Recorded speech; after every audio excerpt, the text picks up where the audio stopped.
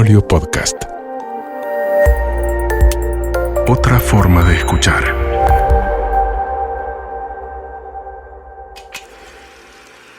Las películas tocan nuestro corazón y despiertan nuestra visión, cambiando la manera en la que vemos las cosas. Nos llevan a otros lugares, abren puertas y mentes. Las películas son la memoria de nuestra vida entera y necesitamos mantenerlas vivas. No culpen al cine. Con Ramiro Pérez Prigue. Presenta Universidad Hort Uruguay. ¿Ya sabes qué carrera vas a estudiar? Ingresa a hort.edu.uy y conoce todos los detalles de la carrera de tu interés. Por becas e inscripciones anticipadas, informate a través de info@hort.edu.uy. Universidad Hort Uruguay. Actitud Hort. Episodio 1. ¿Por qué miramos películas? Esta cita que acabo de leer pertenece a Martin Scorsese, porque qué mejor manera de arrancar un podcast de cine que con las palabras de uno de los directores vivos más importantes de la industria. Además es algo que siempre queda lindo. Si bien Martin nos habla de la importancia del cine desde un lugar de una persona que hace películas, pienso que es igual de importante para quien las ve. Las películas no solo tienen efectos en las personas, sino que también hablan de nosotros y del contexto en el que vivimos. Creo que eso es lo fundamental que nos quiere decir Scorsese en esta cita. Con este podcast mi intención es hacer un recorrido a lo largo del tiempo y de los géneros cinematográficos, para, con suerte, poder comprender cómo se da esta relación simbiótica entre el cine y las distintas sociedades. La misión es preguntarse qué rol cumple al momento de aleccionar o perpetuar ideas y también cómo es que logra preservar en el tiempo las características de nuestra propia cultura. Soy Ramiro Pérez Prigue y ahora arrancamos con el primer episodio de No culpen al cine. No culpen al cine. Como este es recién el principio, voy a hacer lo mismo que se suele hacer en las clases introductorias y es no meterme de lleno en ninguno de los temas que voy a hablar más adelante. Esto va a quedar ya para el siguiente episodio. Prefiero continuar profundizando en lo que hablé anteriormente, que cabe aclarar que aunque yo pueda tener mis fuentes y mis lecturas, todo lo que diga es totalmente subjetivo y al ser mi opinión está expuesto a críticas. Les pido por favor que no vayan a tomar ninguna de mis palabras como hechos absolutos porque no lo son. La primera pregunta es ¿por qué hacemos películas y, por ende, por qué las miramos? Una respuesta muy válida es decir que miramos películas para entretenernos. Históricamente hablando, antes de ser considerado como el séptimo arte, el cine era un entretenimiento. Y ni siquiera era un entretenimiento para las élites, como quizá lo eran la literatura o la música en su época. El cine tenía una cualidad que los demás entretenimientos similares no tenían. Era la fiel representación de la realidad, de las cosas que la gente veía en su día a día. Ni siquiera tenías que saber leer para poder entender lo que pasaba en una película, porque todo entraba por los ojos y, más tarde por los oídos. Todos podían ver una película y disfrutar de la historia que se presentaba. Lo importante es que no dejaba a nadie afuera. Y aunque el tiempo pasa y cada vez se aprecia más su valor artístico, esto sigue siendo gran parte del atractivo del cine, esa sensación de unión que se genera al entrar en una sala y reírnos todos juntos de los mismos chistes. Pero tampoco quiero seguir por este camino porque voy a terminar metiéndome en estas discusiones del cine contra el streaming y todas esas cosas que están muy interesantes y se han conversado mucho pero no vienen al caso. No hay lugar para cuestionar que el cine es un gran medio de entretenimiento, pero también es una herramienta de comunicación que se utiliza para enviar un mensaje, y este mensaje puede tener la intención que quien haga la película quiera. Muchos piensan que esto es algo propio del cine de propaganda, y si bien es cierto, también se da en todas las demás películas, a veces de forma voluntaria y a veces de forma involuntaria. Ahí es donde entra en juego el talento del director y del equipo que lo acompaña.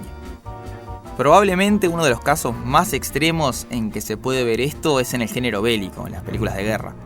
Y no tiene por qué ser únicamente el cine de guerra financiado por el Estado, como se dio mucho en la Segunda Guerra Mundial, tanto por los aliados como por el eje.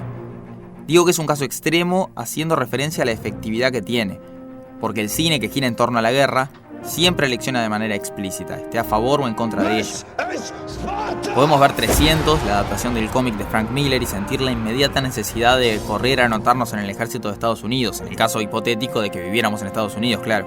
O nos puede mostrar lo terrorífico que puede ser el campo de batalla, como pasa en 1917. Por supuesto que esto es muy discutible, y cada ejemplo varía según la percepción de quien lo mire. Truffaut decía que todas las películas de guerra inevitablemente acaban siendo películas pro guerra, porque el cine naturalmente glorifica el campo de batalla. Yo no sé cómo sentirme respecto a esto, pero seguramente haya algo de razón atrás. Tampoco sé por qué justo elegí dos películas que tienen nombres con números, 300 y 1917. Estaba en realidad tratando de usar ejemplos no muy lejanos en el tiempo, pero si nos vamos más atrás también se mantiene esta idea.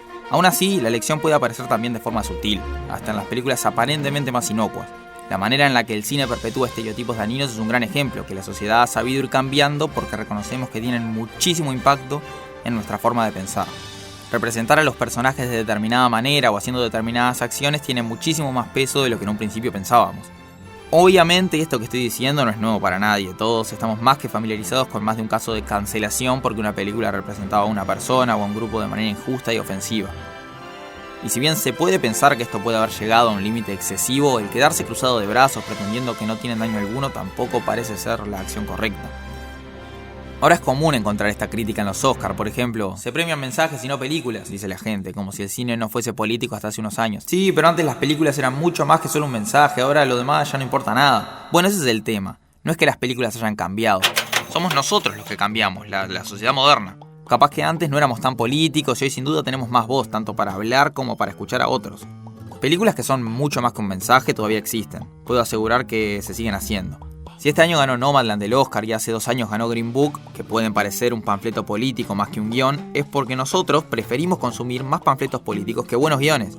Y esto seguro que se debe a la manera en la que se ha politizado la sociedad, por internet y por todo lo que trajo, la identidad de cada uno en las redes y todas estas cosas que les encanta hablar a los sociólogos y a los comunicadores.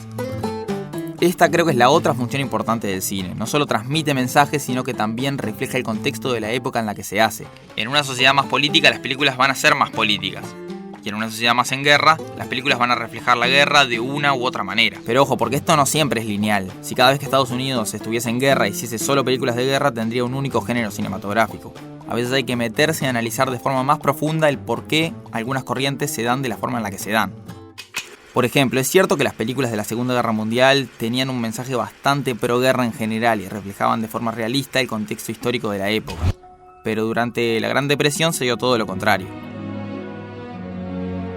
Por esa época precisamente fue que nació uno de los gigantes del cine, Walt Disney Pictures. Bien sabemos que las películas de Disney no eran representativas de la depresión americana, sino todo lo contrario.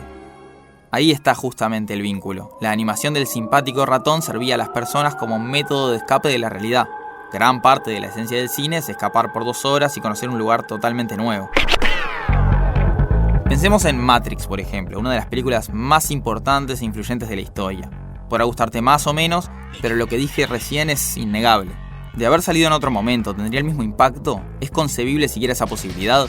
Porque no es para nada casual que salga en el año 1999, uno de los más paradigmáticos de la historia del cine. Pensemos qué otras películas famosas salieron ese año. Tenemos Magnolia, Belleza Americana, El Club de la Pelea, Eyes Wide Shut, Quiere ser John Malkovich y seguro otro montón que ahora no se me vienen a la cabeza. Qué casualidad que todas estas tengan un fuerte discurso de cambio social sobre la postura del hombre respecto a su vida. Y es probable que tenga que ver con que estemos a solo 1 año del cambio de milenio, y la gente también se estaba cuestionando estas cosas.